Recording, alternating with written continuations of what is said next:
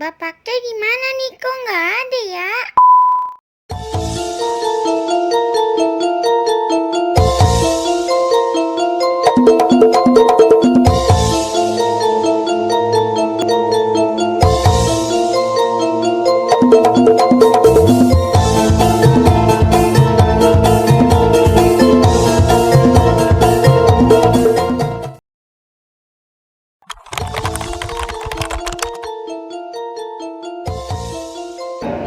Badan Amil Zakat Nasional, ya, ini luar biasa. Jadi perannya sangat besar untuk bisa menyelesaikan berbagai masalah di masyarakat dan umat. Bayangkan potensi zakat yang luar biasa, sekitar 230 triliun rupiah. Hari ini, saat ini baru 4% terkumpul. Kumpulan dari Basnas dan LAS se-Indonesia, ya, Lembaga Amil Zakat dan BAS se-Indonesia. Oleh karena itu, ini sangat memungkinkan kita bisa meningkatkan potensi itu menuju ya 10-20%. Bahkan Presiden Jokowi meminta untuk ditingkatkan kepada menuju 50 triliun. Artinya menuju 20% dari potensi yang ada. Maka bayangkan kemaslahatan yang bisa dilakukan dengan angka 50 triliun tersebut buat masyarakat, buat umat, saya kira sangat besar. Ya, tinggal bagaimana menyesuaikan program-program kemaslahatan tersebut, ya, disesuaikan dengan kebutuhan yang hari ini sedang butuh, tentu saja kaitan penanggulangan kesehatan, ya, di COVID-19 begitu.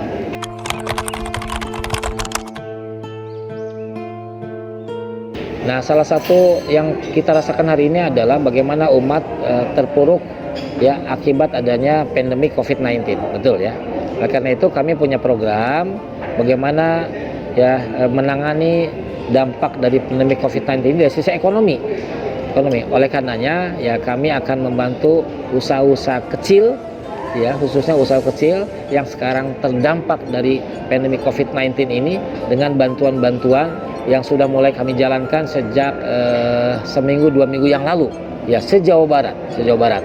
Dan inilah yang sedang kami menjadi fokus di Basnas Jawa Barat hari ini adalah membantu masyarakat ekonomi lemah yang terdampak karena pandemi, ya, COVID-19 di Jawa Barat.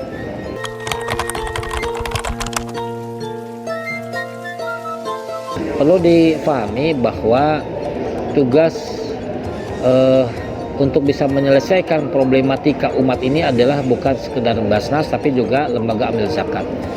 Dan salah satu, ya, yang menjadi koordinasi dari Lembaga Amil Zakat adalah, ya, meminta Basnas sebagai regulator yang sekaligus operator. Kalau Lembaga Amil Zakat adalah operator saja, kalau kami Basnas selain operator kami juga regulator. Nah, sehingga untuk bisa mencapai 50 triliun tersebut, ya, tidak bisa kami bekerja sendiri. Nah, dengan demikian maka kami kemarin sudah mengundang seluruh Lembaga Amil Zakat berkoordinasi dalam sebuah rapat koordinasi. Yang kedua, kami juga kemarin dengan Kemenap, Kanwil Kemenak Jawa Barat melakukan pelatihan untuk lembaga-lembaga amil zakat yang ada di Jawa Barat, dan kami dari Basnas adalah bagian dari sebagai narasumber yang memberikan pelatihan-pelatihan tersebut. Artinya Basnas dan LAS sama-sama untuk menyelesaikan permasalahan yang ada di Jawa Barat terkait dengan sosial dan kemanusiaan.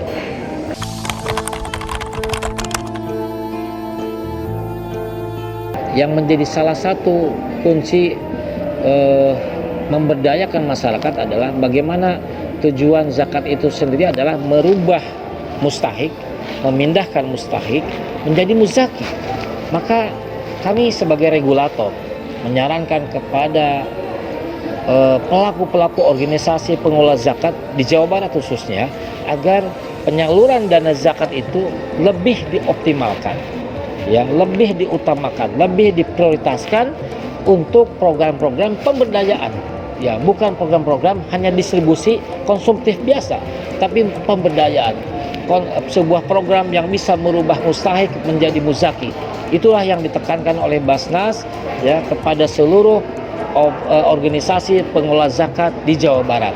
Nah, sehingga salah satu program yang sedang sekarang kami rancang adalah Z-Mart, ya, di mana Zakat Mart itu bantuan untuk pedagang-pedagang kelontong, warung-warung yang dilakukan oleh orang-orang kecil, Ya, bukan sekelas Indomaret atau Alfamart, tapi warung-warung yang ada di gang-gang itulah yang dikelola oleh orang-orang kecil yang perlu dibantu secara permodalan.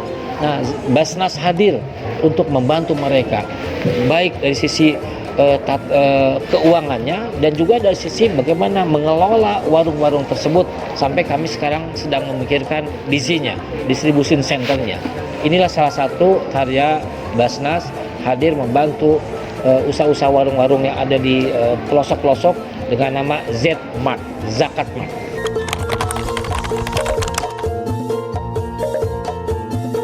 Dalam salah satu nasihat yang pernah saya sampaikan, bahwa harta itu ada 3. Pertama, kata Rasulullah adalah apa yang kita makan, dia akan terbuang menjadi kotoran dan semuanya sirna, tidak berguna. Yang kedua, kata Rasulullah, apa yang kita pakai itu akan usang. Itulah baju kita, itulah rumah kita, itulah mobil kita. Semuanya hanya menunggu waktu dan semuanya menjadi tidak bermakna. Dan yang ketiga, kata Rasulullah, apa yang diinfakkan itulah harta sesungguhnya. Maka kepada orang-orang kaya, orang-orang agnia, kepada para donatur, kalau kita ingin memiliki harta kita sampai akhirat kelak, maka jangan sungkan-sungkan titipkan kepada orang-orang duafa dan fakir miskin. Itulah harta yang sesungguhnya. Ya. Yang kedua, ketika orang itu berzakat, maka sesungguhnya Allah sedang membersihkan dan mensucikan harta mereka. Bukan mengurangi hartanya, tapi membersihkan dan mensucikan harta mereka. Maka tidak ada ceritanya orang-orang yang berzakat itu kemudian hidupnya gelisah. Karena Allah menjanjikan di dalam surah At-Taubah 103, orang-orang yang berzakat itu akan ditenangkan hatinya. Itulah orang-orang yang berzakat.